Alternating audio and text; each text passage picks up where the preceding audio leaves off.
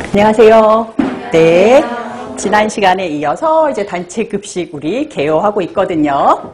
그래서 이번 시간에 할 거는 단체 급식의 문제점과 개선 방향, 그 다음에 학교 급식의 변천사, 그 다음 피급식자에 따라 가지고 우리가 급식을 나뉘는데 각각 그 급식의 특징에 대해서 할 거예요. 그리고 영양사의 정의, 영양사, 조리사 이런 사람들을 배우면서 영양사의 정의에 대해서 할게요. 그래서 단체 급식은 지난 시간에 약간 맛만 봤어요. 단체 급식이 어떤 거다라는 거. 근데 이번 시간에는 조금 더 깊게 들어가서 단체 급식의 문제점에 대해서 할게요. 단체 급식은 근데 도대체 뭐가 문제일까? 한번 생각해보고 갈게요. 단체 급식이 뭐가 문제지? 단체 급식 맛있다고 하는 분 본 적 있나요?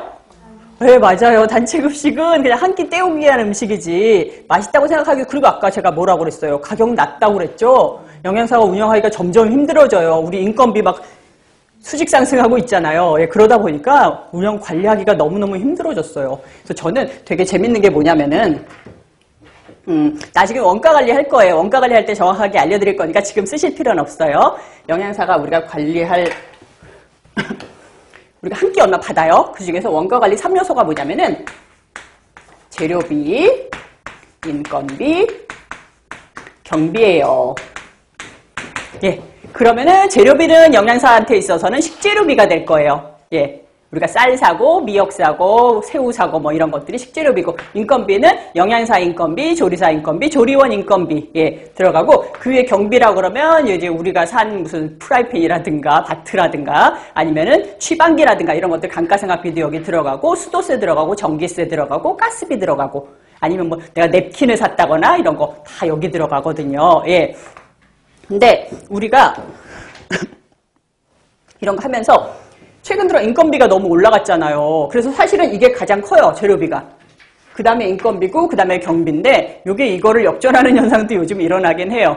예, 보통은 이게 재료비가 예전에는 단체 급식에 있어서는 한 60에서 65%를 재료비로 쓰고 인건비를 한 25에서 30 정도 쓰고 경비가 한 10% 내외였었거든요. 근데 이게 너무 올라가다 보니까 이렇게 뒤집히기도 하더라고요. 근데 저는 되게 황당했던 게 이게 올라갔는데 이것도 올라가요.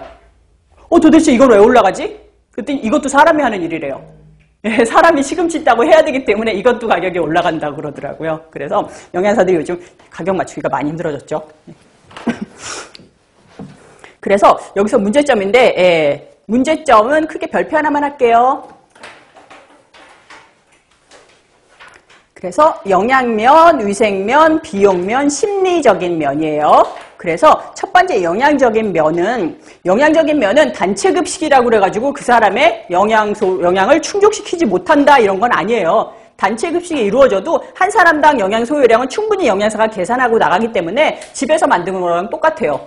근데 여기서 영양면의 문제점은 뭐냐면은 영양가 산출이 잘못됐을 경우에는 필요 영양량이 개인의 체격과 체질에 따라 다르다는 얘기예요. 내가 1000명의 식사를 하는데 자 당신은 요만큼만 드세요. 당신은 요만큼만 드세요. 일일이 구분을 못 해줘요. 나는 그냥 그중에서 가장 많이 차지하는 일반적인 칼로리로 계산을 한다고요. 그러다 보니까 나는 체격이 너무너무 큰 사람이야.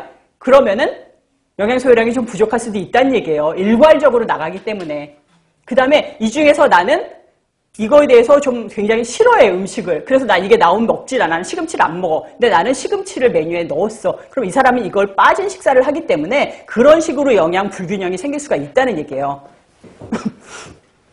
그래서 만약에 문제 중에서 내가 단체 급식이기 때문에 영양 소요량에 문제가 생길 수 있다라고 하면 틀린 답이에요. 이 개인적인 차가 있기 때문에 영양상 불균형이 올 수 있다고 하셔야 맞아요. 그래서 특히나 다량 조리 기술의 부족으로 맛이 저하되거나 기호가 맞지 않아가지고 섭취를 안 하는 경우에는 영양 부족을 초래하더라. 단체 급식에서는 못 나가는 메뉴들이 있잖아요. 아주 세세하게 하면 오이선 뭐 이런 거 나가겠어요? 못 나가잖아요. 그리고 특히나 단체 급식에서 나가기가 힘든 게 뭐냐면 라면이에요. 라면은 1000인분을 한꺼번에 끓일 수가 없기 때문에. 근데 요즘에 와가지고는 약간 라면도 한 500인분 정도는 끓이는 게 벌크로 라면이 나와요. 여러분들 라면 100인분 시키잖아요. 그러면 라면이 이렇게 100봉지가 들어오는 게 아니라 이만한 비닐봉지에 라면 면만 이렇게 100개가 들었어요. 예. 그리고 이만한 스프 커다란 거 보는 거 있죠. 거기다 라면 스프 이렇게 나와요. 한꺼번에 부어서 끓이는. 예. 그런 식으로 해서 면 따로 끓이고 국물 따로 끓여서 국수처럼 이렇게 말아줘요. 예, 라면 그렇게 써주는 경우가 있어요. 저는 제가 이렇게 단체급식을 너무 오래 하다 보니까 30년 하다 보니까 우리나라에 있는 식당을 안 가본 데가 없거든요. 예, 그러다 보니까 저쪽에 S라면의 본부에 간 적이 있었어요. 근데 거기 이제 회장님이 본인 라면에 대해서 프라이드를 많이 갖고 계시기 때문에 저쪽에 수유 쪽에 있거든요. 근데 그분이 수요일 점심은 반드시 우리 라면을 먹어라 이렇게 하세요. 예, 근데 거기 직원 수가 많잖아요. 그러다 보니까 수요일 점심 무조건 그 중에 라면을 하나 끓여야 되는 거예요. 비빔면을 끓이든지 간에 라면을 끓이든지 간에. 근데 영양사가 그걸 너무 힘들어 하더라고요. 라면 끓여서 나와야 되고 우리 라면인데 푹 불어서 나오면 회장님 화내시잖아요. 예, 그래가지고 예, 꼭 수요일 점심은 먹는다 이렇게 돼 있더라고요. 근데 그게 여러분들 영양사로 가시면서 특징 있는데 그런 데 가잖아요. 식자재 업체 가게 되면 그 제품을 써야 되잖아요. 그렇기 때문에 제가 가본 하림이라고 닭하는 예, 거기 가신 영양사는 닭을 반드시 써야 돼요.